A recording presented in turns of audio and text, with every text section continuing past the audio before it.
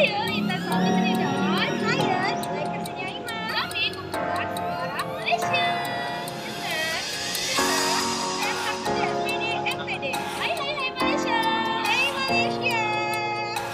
Sejarah negara Malaysia.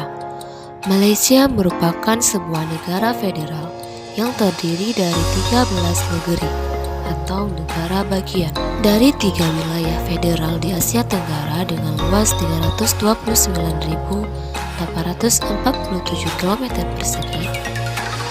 Ibu kota dari Malaysia sendiri ialah Kuala Lumpur, sedangkan Putrajaya menjadi pusat pemerintahan federal.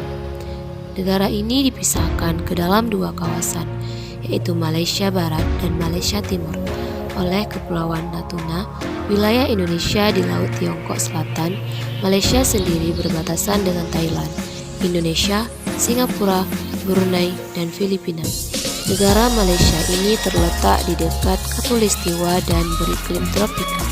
Dalam buku Pengantar Budaya Masyarakat Asia Tenggara yang ditulis oleh Yumetri Abidin tahun 2020 dijelaskan bahwa Semang memiliki leluhur jauh di Semenanjung Malaya, merujuk pada pemukiman pertama dari Afrika lebih dari 50.000 tahun lalu. Senoi muncul sebagai kelompok campuran dengan hampir sebagian sela dari garis nenek moyang Semang dan sebagiannya lagi di Indochina. Hal ini sesuai dengan dugaan bahwa mereka mewakili keturunan penutur Austronesia kuno, kaum Tani yang membawa bahasa dan teknologi mereka ke bagian selatan Semenanjung kira-kira 5.000 tahun lalu dan menyatu dengan penduduk asli. Manusia Proto-Melayu lebih beraneka ragam, dan meskipun mereka menunjukkan beberapa kaitan dengan Asia Tenggara Kepulauan, beberapa di antaranya juga memiliki leluhur di Indochina dari zaman maksimum glasial terakhir, diikuti oleh penyebaran Holosen dini melalui Semenanjung Malaya ke Asia Tenggara Kepulauan. Semenanjung Malaya berkembang sebagai pusat perdagangan utama di Asia Tenggara karena berkembangnya perdagangan antara Tiongkok dan India dan negara lainnya melalui Selat Malaka yang sibuk. Claudia Ptolemaeus menunjukkan Semenanjung Malaya pada peta dininya Golden Chersones dengan Selat Malaka ditulis sebagai Sinus Sabaricus dari pertengahan hingga akhir milenium pertama. Sebagian besar Semenanjung meskipun Nusantara berada di bawah pengaruh Sriwijaya, kerajaan Melayu yang paling awal tercatat dalam sejarah tumbuh di kota pelabuhan tepi pantai yang dibuat pada abad ke-10. Di dalamnya termasuk Langsa Suka dan Lembah Bujang di Kedah, dan juga Berwas dan Gangga Negara di Perak. Semenanjung Malaya berkembang sebagai pusat perdagangan utama di Asia Tenggara karena berkembangnya perdagangan antara Tiongkok dan India dan negara lainnya melalui Selat Malaka. Claudius Ptolemaeus menunjukkan Semenanjung Malaya pada peta dininya Golden Chersones dengan Selat Malaka ditulis sebagai Sinus Sabaricius dari pertengahan hingga akhir milenium pertama. Sebagian besar Semenanjung, begitupun Nusantara, berada di bawah pengaruh Sriwijaya. Kerajaan Melayu yang paling awal tercatat dalam sejarah tumbuh dari kota pelabuhan tepi pantai yang dibuat pada abad ke-10. Di dalamnya termasuk Langkasuka dan Lembah Bujang di Kedah, dan juga Berwas dan Gangga Negara di Perak dan Panpan di Kelantan. Diperkirakan semuanya adalah kerajaan Hindu dan Buddha. Menurut sumber Tiongkok, terdapat banyak kerajaan Tiongkok dan India pada abad kedua dan ketiga Masehi. Kedah dikenal sebagai Kedaram Syekh Shah menurut Ising atau Kataha di dalam tulisan Palangga atau bahasa Sanskerta kuno, berada di jalur serbuan perdagangan dan Raja India. Rajendra Chola, Kaisar Tamil kuno yang diduga berada di sekitar kota Gelanggi, menjadikan Kedah tunduk pada 1025. Tetapi penggantinya, Wira Rajendra Chola harus melumpuhkan pemberontakan Kedah untuk mengatasi para penyerbu. Kedatangan Chola berhasil meredam keagungan Sriwijaya yang memberi pengaruh besar kepada Kedah dan Patani bahkan sampai Ligor. Kerajaan Buddha, Ligor mengambil kendali Kedah segera setelahnya dan juga rajanya Chandrabhanu menggunakan tempat ini sebagai basis untuk menyerang Sri Lanka pada abad ke-11. Sebuah peristiwa yang dipahat di atas prasasti batu di Nagapattinam di Tamil Nadu dan di dalam kisah-kisah bangsa Sri Lanka, Mahavansa. Selama milenium pertama, masyarakat di semenanjung Malaya mengadopsi Hindu dan Buddha dan penggunaan bahasa Sanskerta hingga mereka beralih kepada Islam. Islam sendiri pun tiba pada abad ke-14, tibanya di Terengganu. Ada beberapa laporan dari wilayah lain yang lebih tua dari Kedah, misalnya Kerajaan Kuno Gangga Negara di sekitar Beruas di Perak, mendorong sejarah Malaysia lebih jauh ke belakang. Jika belum cukup, sebuah puisi Tamil Patina Pillai dari abad kedua Masehi menjelaskan barang-barang dari Kadara menumpuk di jalanan ibu kota Shola. Sebuah drama Sanskerta dari abad ke-7, kaum Modi Mahosa merujuk Kedah sebagai Kataha Nagari. Angeni Purana juga menyebutkan sebuah daerah yang dikenal Kita Kataha, dengan salah satu batasnya menggambarkan sebuah puncak gunung yang diyakini para sarjana sebagai Gunung Jerai. Kisah-kisah dari Kata Sarita Sagaram menjelaskan kemewahan kehidupan di Kataha. Pada permulaan abad ke-15, Kesultanan Malaka didirikan di bawah sebuah dinasti yang didirikannya oleh para Meswara, pangeran dari Palembang, Indonesia, di dalam kerajaan Sriwijaya. Penaklukan memaksa dia dan pendukungnya melarikan diri dari Palembang. Untuk menghindari penganiayaan, para Meswara berlayar ke Temasek demi mendapatkan perlindungan Temagi, seorang penghulu Melayu dan Patani yang ditunjuk oleh Raja Siam sebagai Bupati Temasek. Beberapa hari kemudian, para Meswara membunuh Temagi dan mengangkat dirinya sendiri sebagai bupati. Ia pun meninggalkan Temasek karena ancaman dari Siam. Temasek juga diserang oleh serombongan armada Jawa dari Majapahit. Dia kemudian memimpin ke utara untuk mendirikan permukiman baru di Muar. Para Meswara hendak mendirikan kerajaan barunya di Biawak Busuk atau di Kota Buruk. Mengetahui lokasi Muar tidaklah cocok, dia meneruskan perjalanannya ke utara. Di sepanjang jalan, dia mengunjungi Sening Ujung atau nama lama untuk Sungai Ujung modern. Sebelum sampai di sebuah perkampungan nelayan di bibir Sungai Bertam atau nama lama untuk Sungai Melaka modern, tempat itu lambat laun berkembang menjadi lokasi Melaka pada saat ini. Menurut sejarah Melayu, disitulah ia menyaksikan kancil mengecoh anjing ketika berteduh di bawah pohon Melaka. Dia mengambil apa yang dia lihat sebagai part kita yang baik dan kemudian dia mendirikan sebuah kerajaan yang disebut Melaka. Kemudian dia membangun dan memperbaiki fasilitas untuk tujuan perdagangan. Pada 1511, Melaka ditaklukkan oleh Portugal yang mendirikan sebuah koloni di sana. Maka berakhirlah Kesultanan Melaka. Tetapi Sultan terakhir melarikan diri ke Kampar, Riau, Sumatera dan meninggal di sana. Putra-putra Sultan Melaka terakhir mendirikan dua kesultanan di tempat lain di Semenanjung dan Das, Kesultanan Perak di utara dan Kesultanan Johor, mulanya kelanjutan Kesultanan Melaka kuno di selatan. Setelah jatuhnya Melaka, tiga negara berjuang menguasai Selat Melaka, yaitu Portugis di Melaka, Kesultanan Johor dan Kesultanan Aceh. Konflik ini berlangsung sampai tahun 1641 ketika Belkita bersekutu dengan Kesultanan Johor untuk merebut Malaka.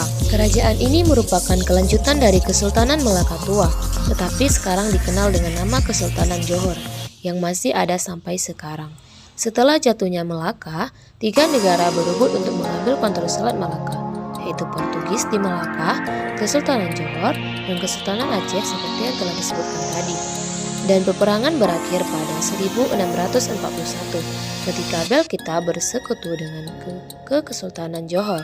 Britania Raya mendirikan koloni pertamanya di Semenanjung Malaya pada 1786 dengan penyewaan Pulau Penang kepada perusahaan Hindia Timur Britania oleh Sultan Kedah.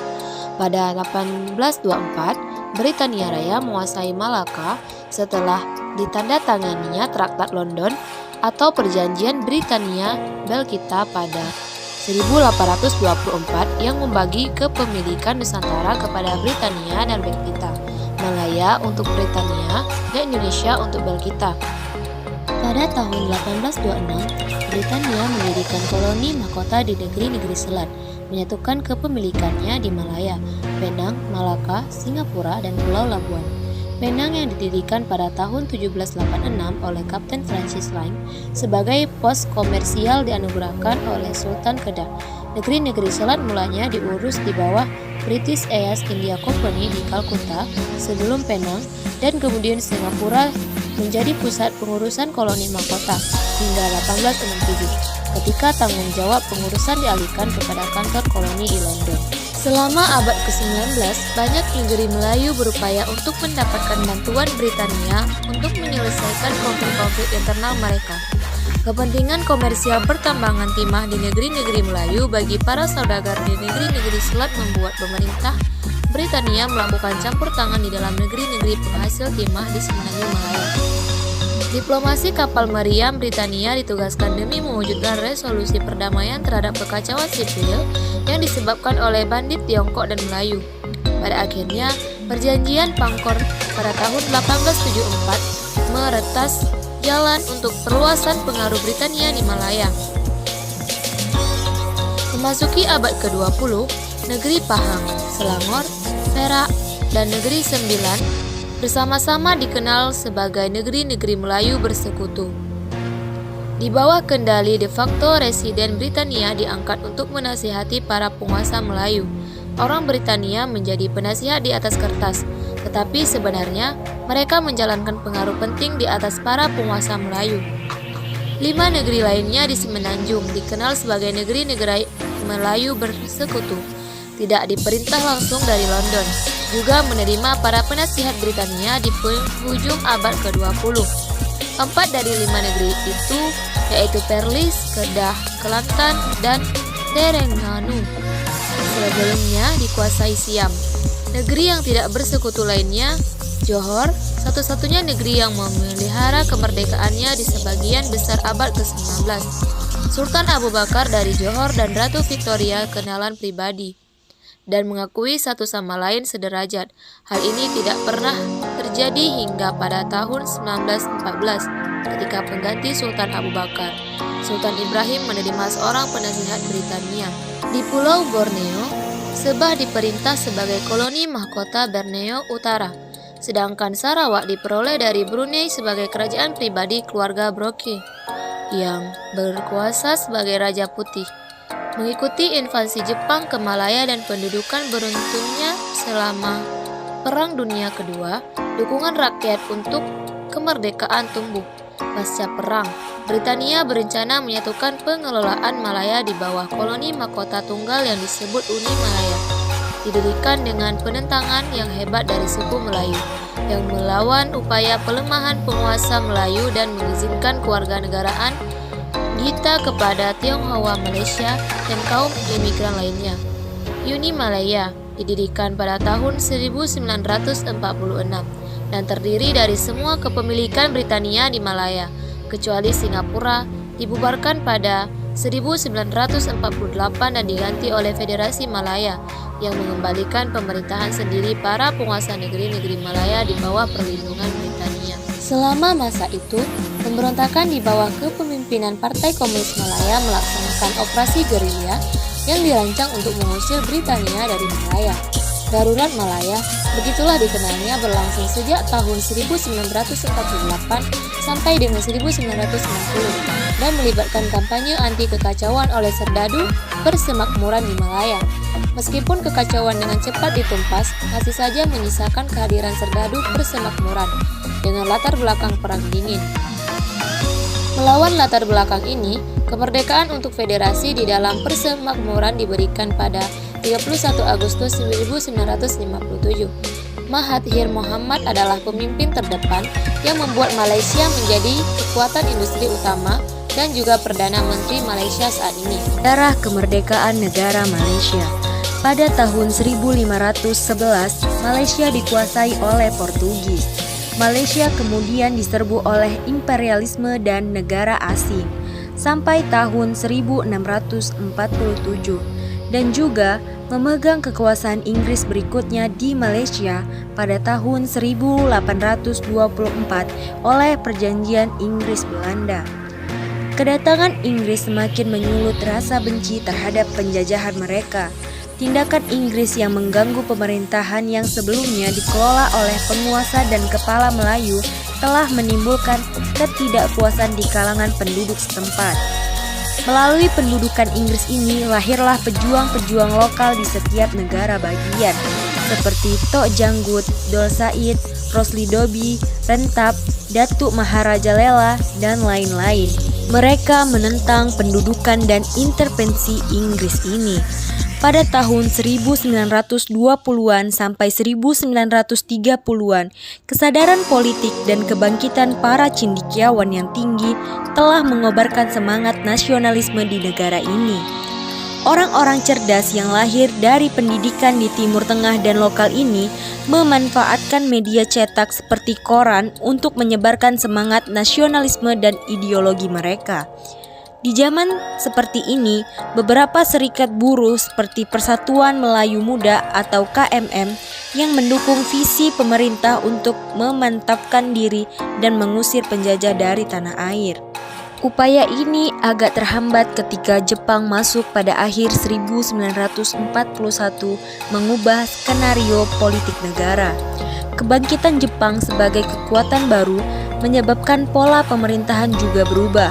Pendudukan Jepang di Malaya berlanjut hingga tahun 1945. Jepang telah menyerah kepada Inggris setelah pengeboman Hiroshima dan Nagasaki. Menyusul mundurnya Jepang, Partai Komunis Malaya atau CPM mengambil keuntungan dengan mencoba membajak pemerintahan Malaysia saat itu. Serangan demi serangan dan kekerasan dilakukan oleh CPM. Puncaknya adalah ketika 3 manajer pertanian dari Eropa terbunuh di Sungai Siput Perak. Inggris melancarkan keadaan darurat pada tahun 1948. Sebelumnya, Inggris juga pernah menjadikan Malaysia sebagai Malayan Union pada tahun 1946. Namun, Malayan Union mendapat tentangan keras dari warga setempat yang menyadap penghapusan institusi penguasa Melayu dan hak-hak khusus Melayu. Tunku Abdul Rahman Putra Al-Haj, Bapak Kemerdekaan Malaysia, telah membuka jalan bagi berdirinya Malaysia yang berdaulat. Tunku Abdul Rahman yang pernah membentuk Partai Aliansi pada tahun 1952 sudah mulai membuka mata Inggris. Perjanjian London yang ditandatangani pada tahun 1956 akhirnya membawa kabar gembira tentang kemerdekaan Malaysia.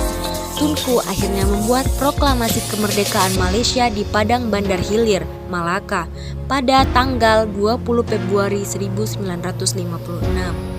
Pada tanggal 31 Agustus 1957, akhirnya bangsa Melayu pendek Malaysia dinyatakan merdeka dari segala penjajahan asing.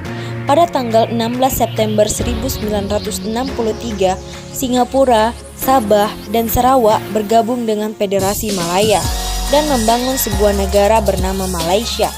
Singapura menarik diri dari Malaysia pada tahun 1965 dan mendirikan negara berdaulatnya sendiri di kemudian hari. Kronologi kemerdekaan Malaysia. Tanggal 27 Juli 1955, pemilihan federal pertama diadakan. UMNO telah bekerja sama dengan MCA didirikan pada tanggal 27 Februari 1949 dan MCI didirikan pada Agustus 1946 untuk membentuk Partai Aliansi untuk menghadapi pemilihan.